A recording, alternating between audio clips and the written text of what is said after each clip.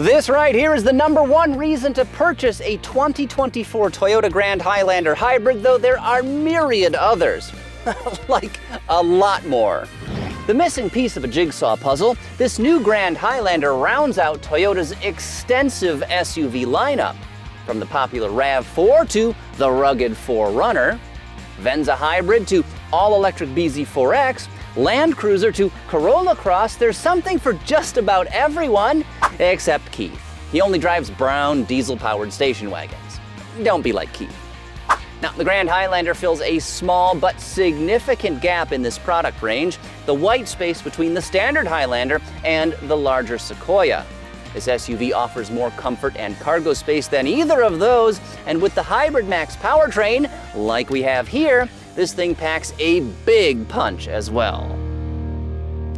And you know, I also think the Grand Highlander looks better than the conventional Highlander and even the Sequoia. This is a seriously handsome mid-size SUV, and it also happens to be a pretty dirty one. It's a cold, rainy, windy, miserable day here, which is why we're shooting in a dark and very echoey parking garage. Also, I've done my best to wipe this thing off, but please forgive any water spots or mud streaks. We're just gonna have to work with the weather that we've got.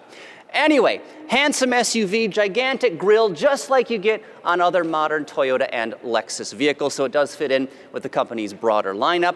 The Grand Highlander also comes standard with sort of leering LED headlamps, and I do really love this chrome strip that runs across the front of the vehicle. It adds a little bit of visual pizzazz. Now, Platinum models also come standard with LED fog lights to help cut through darkness at night.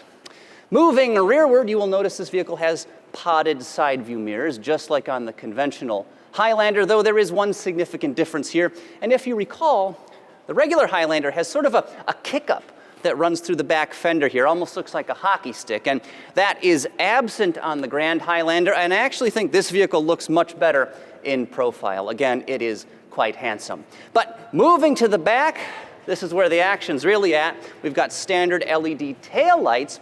And if you know, the Grand Highlander actually has a wider track, a longer wheelbase, and an extended length body compared to the regular Highlander, and that adds up to significant amounts of interior space. If I pop the hatch here, you can see there's a gigantic amount of room behind the third row seat. This is like 2 feet of distance probably, and Toyota says you should be able to fit about 7 pieces of roll-aboard luggage behind the third row. That's 7 pieces of luggage that actually fit in the baggage sizer at the airport. I see what people fly with these days, and it's crazy, but if you're following the rules, 7 pieces should fit back here, which is pretty remarkable. But it gets even better, because if I drop these third row seats, which is admittedly kind of clunky, you gotta lift this lever like that, and then they drop down. I wish they had a separate lever or a power folding mechanism, but they don't that I can see. So you lower these down, the overall number grows to just shy of 58 cubic feet, a lot of room.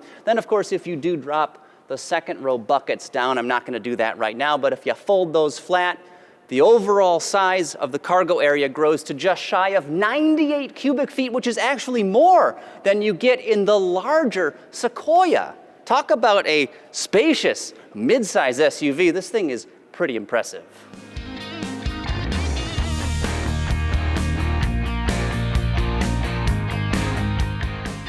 The Grand Highlander has huge amounts of space in the third row as well. Thanks to that elongated body, they've added nearly 6 additional inches of legroom back here. We've got about 33.5 compared to just about 28 inches in the standard Highlander. And you can see I've got tons of room between my knees and the second row seat back here. Miles of headroom as well. At about 6 feet tall, I think I could be comfortable back here for hours at a stretch. And of course, making it easier to climb aboard, these second row seats do quite easily tip forward and slide just like that, giving you a surprisingly wide and unobstructed pathway to the third row. Engineers have also added these nifty grab handles to make it easier to climb aboard. And they've integrated some USB Type-C ports right here, so your phone is always fully juiced on those long road trips. We've got cup holders down here, air vents up top, and with tons of room, this is a true adult-sized third row seat in a mid-size SUV. All right, I have moved forward, and I've got to tell you, these second row bucket seats are amazing. They are super comfortable. I've got tons of leg room and headroom. These bottom cushions are a nice height above the floor, so it doesn't feel like you're sitting at your knees like this. We've also got separate HVAC controls, which is nice. These second row seats are also heated and ventilated, which is almost unheard of. We've got a pair of USB Type-C ports. There's a household 120 volt power outlet so you can run a laptop or something like that. A lot of great amenities in the Grand Highlander's second row. Plus, we've got this nifty center console with some storage slots and cup holders, though it also pops right out just like that. So if you want to carry longer cargo or have a walkway to the third row, you have that right here. Then, of course, if you'd rather the console, it clips right in place just like that. And finally, up front, as you can see, this top-shelf Platinum model's interior is absolutely gorgeous. Toyota is using loads of soft plastics. There's contrast color stitching, and even the hard materials are attractively grained and have a low sheen finish on them. They've done a really nice job in here. Another thing I absolutely love is the layout of the climate controls. They're physical buttons, they're all very large and easy to see, plus they're mounted high up on the center stack, so you can very easily operate these while driving, which is great for safety. We also have a couple USB ports here on the dashboard, again, so nobody's phone goes dead on that road trip. There's a wireless charging pad down here on the center console, and let's talk about the rest of this unit here. Lots of nooks and crannies for storing things, cup holders here, and then this section slides back, revealing a very roomy and surprisingly deep storage well. You can put your purse in here, maybe some smaller shopping bags, or the example I always give is the Chinese takeout. You don't want your wonton soup to tip over and make a mess. If you put it in here, it's going to be supported, and it's not going to do that unless you're driving really recklessly, but then that's your own fault. When it comes to technology, we've got a standard 12.3-inch touchscreen here on the dashboard, which is home to a familiar Toyota infotainment system, one that is fairly intuitive and also quite responsive. The system also supports Google Points of Interest, so it's easy to find restaurants or movie theaters, stuff like that. There's also Apple CarPlay and Android Auto, so it's very easy to connect your phone to this system. Plus, there's a digital assistant, which is great for answering questions and things like that. So if I pull that up, what's the capital of Maine? I don't remember. According to Wikipedia, the capital of Maine is Augusta. Well, there you go. I thought it was Portland, but the last time I studied state capitals was 4th grade, which by my calculations was a really, really long time ago. I really like what's going on with this screen. However, the 12.3-inch digital instrument cluster isn't quite as nice. It's kind of confusing the way the interface is, and it's quite busy, so I think Toyota could do a little bit of work here to improve this. Now, just like those second row seats, these front buckets are also heated and ventilated. They are quite comfortable, even if they are a little bit broad and kind of flat. And honestly, the second row seats might be a little bit nicer than these, which is kind of shocking. As for other amenities, this top-shelf Platinum model also has a gigantic panoramic glass roof. There's a head-up display, so it's super easy to keep tabs on your speed while you're out driving. We've also got a digital rear view mirror. You can turn it on, off and on just like that, which I love. And then, of course, there's a 360-degree camera system to make parking a lot easier, though just like in other Toyota models, the camera resolution is a little bit low. I'd like to see them improve that, though it is still a useful feature. Anyway, let's go for a drive now and then talk specs.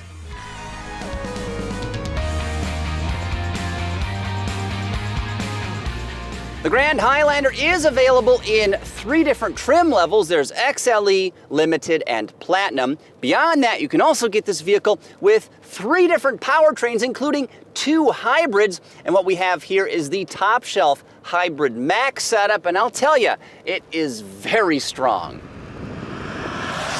This setup is built around a 2.4-liter turbocharged 4-cylinder engine that's matched to a 6-speed automatic transmission. You also get 2 separate electric motors, including one at the back axle that powers the rear wheels and of course gives you all-wheel drive. There's also a small nickel metal hydride battery pack that rounds out the hybrid hardware.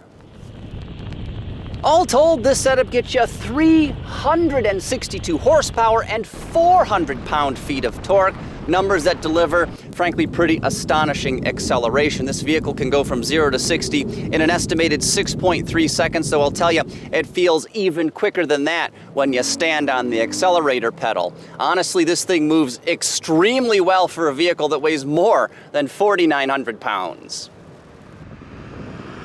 Now, as you heard just a moment ago, or right now, again, the engine is kind of loud. It's not afraid to let its voice be heard. You also do get a little bit of tire and wind noise percolating into the Grand Highlander's cabin, though this really isn't too objectionable.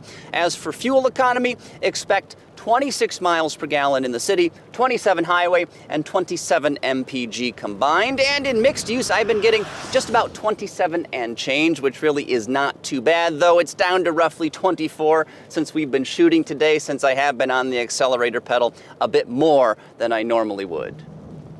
If you do want to drag something, the new Grand Highlander is rated to tow up to 5,000 pounds, which is a pretty standard figure for a 3-row midsize SUV these days.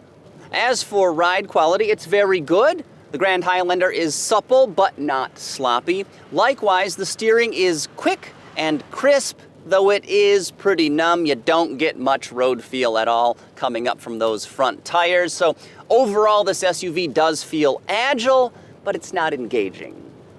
As for driver aids, Toyota Safety Sense 3.0 is standard across the Grand Highlander range, and of course this includes amenities like automatic high beams. There's a pre-collision system with pedestrian detection. You also get a very good adaptive cruise control system with lane centering, and of course a few other goodies.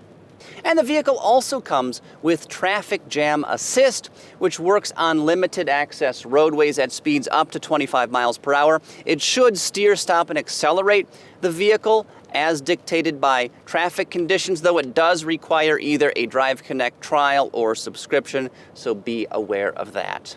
Anyway, wrapping things up, here's where the 2024 Toyota Grand Highlander excels and where this vehicle could be improved. This SUV offers exceptionally strong acceleration. I mean, the thing absolutely scoots, and I love that. The exterior styling is undeniably handsome. The cabin of this Platinum model is gorgeous and brimming with upscale materials.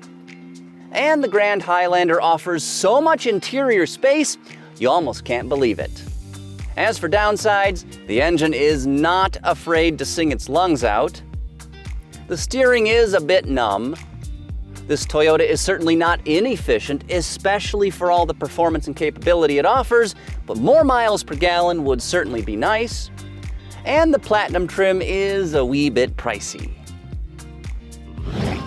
Indeed, this example here checks out for $61,705, including $1,395 in destination fees, as well as a smattering of rather inconsequential options. And of course, that price is right in line with what other mid-size 3-row SUVs are going for these days, though it still makes me wince. Fortunately, though, you can get a base front-wheel drive, straight gas version of the Grand Highlander for about $45,000, or you can even get a hybrid version for roughly $1,700 more. So if you're looking for a spacious family hauler with excellent comfort and performance, the 2024 Toyota Grand Highlander, particularly in Platinum trim with the Hybrid Max powertrain, is an excellent choice. Of course, if a 3-row SUV is way more vehicle than you need, consider the new Fiat 500e. This city-friendly hatchback is both fun to drive and surprisingly premium. Click right over here to check out my first drive review right now.